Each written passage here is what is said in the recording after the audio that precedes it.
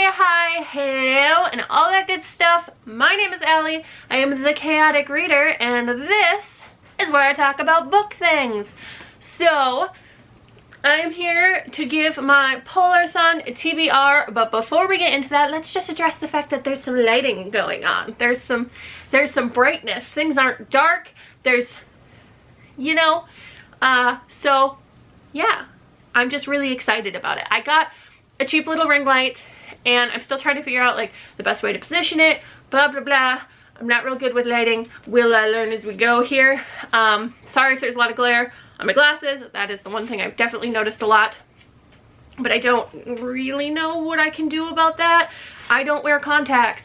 I'm really blind, so yeah, there's glare on my glasses. I apologize for that. Hopefully it's not too distracting. Also, I'm in front of my bookshelves again. Woo! They're not arranged the best right now. I might eventually do like a bookshelf reorganization, bookshelf tour video thing, or maybe just a live stream. I'll just maybe do a live one. That's probably enough babbling about that. Let's just go ahead and get into Polarthon. Okay, I'm so excited. I'm really excited for Polarthon. I've been saving a couple polar fantasies specifically for this, and then there's a couple random other books that I picked out that are also polar fantasies, but to fit the prompts. So, Polarthon, if you don't know, it's a polar fantasy themed readathon that happens in February, and this year it is happening from the 1st to the 7th of February, and it is hosted by JD Ray Reads, and of course she's amazing. If you are for some reason not subscribed to her, I don't know what's wrong with you. You should remedy it immediately. I will link it down below. She runs this every year, and it's always such a good time, and it's how I found out that I freaking love polar fantasy. I love it. It's so good. It's so atmospheric. Almost always it's just so atmospheric, and I hate winter, so I'm not sure why I love polar fantasy when I hate polar things in real life. I live in Minnesota. It's really cold. I don't like it. I don't actually like snow in real life either, but polar fantasy, now that's great. This year's Polarthon, there's going to be teams, which is really exciting. I could not for the life of me decide on a team. It was so hard. It just came down to the book I was reading really properly fit a team, and I'd been saving this book for this specific reason to fit into this readathon, so it felt appropriate. So the teams are Team Walrus, which is team leader Gavin from How to Train Your Gavin. Then we have Team Arctic Fox, which the team leader is Sasha. There is Team Penguin, which the team leader is Molly. And then Team Polar Bear, which is the team I will be joining. And the leader of that team is Erin from Booked and Busy. She is great. They're all great. That's why it was so hard to pick a team, because I felt like no matter who I picked, I was betraying somebody.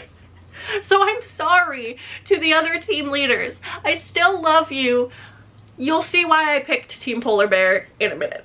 So each team has 4 prompts, and then there is one big prompt that all the teams have to complete, which is just to read a polar fantasy. I'm going to go through the 4 prompts first and then tell you what my last book is. That is my polar fantasy in general.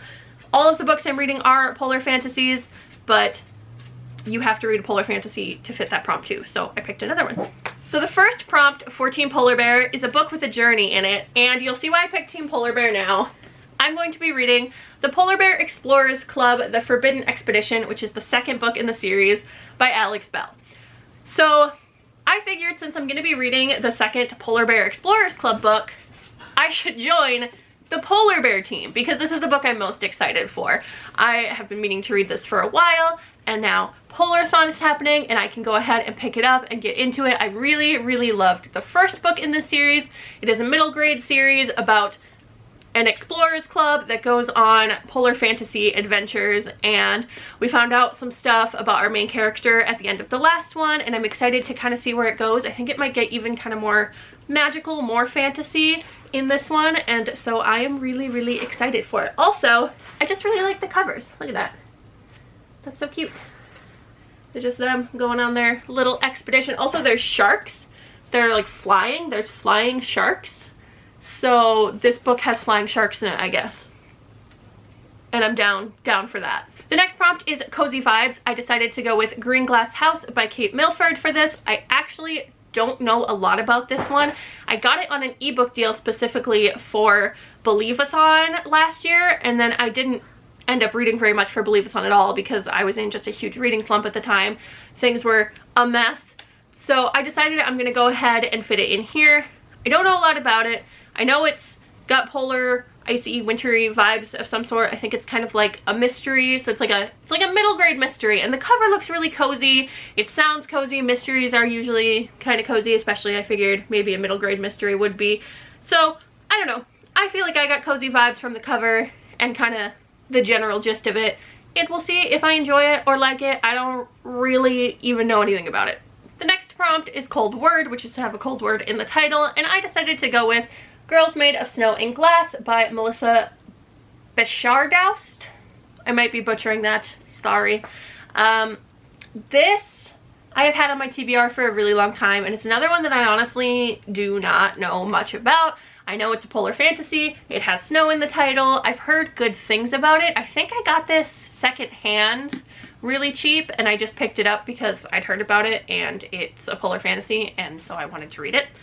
And I've had it on my TBR for a while and haven't picked it up. So I've decided this would be a good time to pick it up. The only thing I really know about this is I think it's like a princess or a daughter of somebody, and she's made of snow and has a glass heart. And she's fighting to be queen, maybe? I could be totally wrong and off base on that, but I know it's a polar fantasy, and I'm pretty sure she's like, was crafted from snow, and that's all I really know, but that's okay. I kind of like going into books not knowing a whole lot, but it just makes my TBR videos a little vague. Next, I need to pick a book that has white on the cover, and I decided to go with A Storm of Ice and Stars by Lisa Ludique. I'm not sure if that's how you pronounce the last name. Apologies. This is a sequel to A Shiver of Snow and Sky, I believe is what the first one was called. I read this in December for the Polarthon Weekender, and I really, really loved it. It was very atmospheric. It was very interesting. I liked the ending. I liked basically everything about it, and so I'm really excited to read this. Not really sequel. I think it's kind of like a companion novel slash prequel, and it's another one I don't know a lot about, but I'm pretty sure it's not like a direct sequel. I don't think it has the same characters or anything like that, but I'm still excited to get back into this writing style, this world, and it should be really, really good. This is another one I have on my Kindle.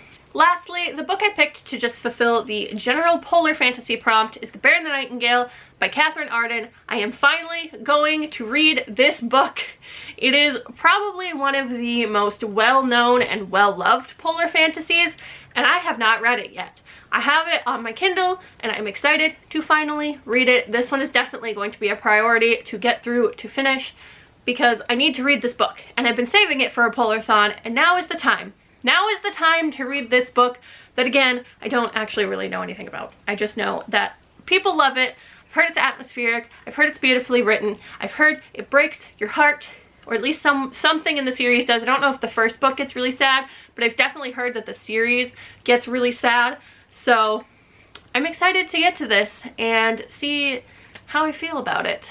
Okay, so that is it for my Polarthon TBR. I'm really excited to participate. I'm hoping to vlog that week. I've never been the best at vlogging or keeping up with doing my vlogging, but that's one of the things I wanted to try to do more of this year is vlogs. So hopefully I will have a vlog for you after that week, and keep an eye out for the rest of my February TBR. I will be putting up a video with all of that. I'm going to be participating in the BookWeb Valentine's Readathon. I'm really excited. If you're at all interested and need a readathon for February, this is a month-long one. Seems like you can do a lot with it. There's a lot of different things going on. There's a lot of different prompts you can kind of pick and choose from. You can double up.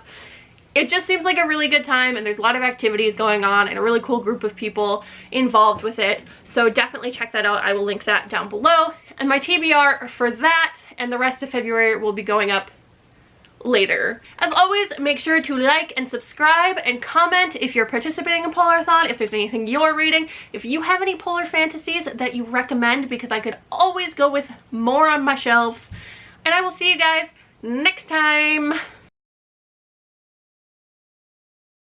Then I need to pick a book that has white on the cover. I'm gonna go, I can't talk.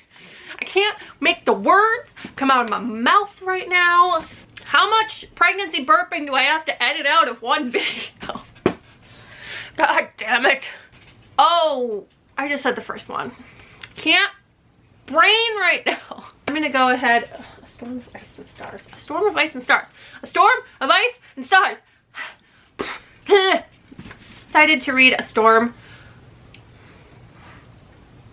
You know what? We don't need to go on and on about it, do we? Okay. Let's just shake everything out and try again, shall we?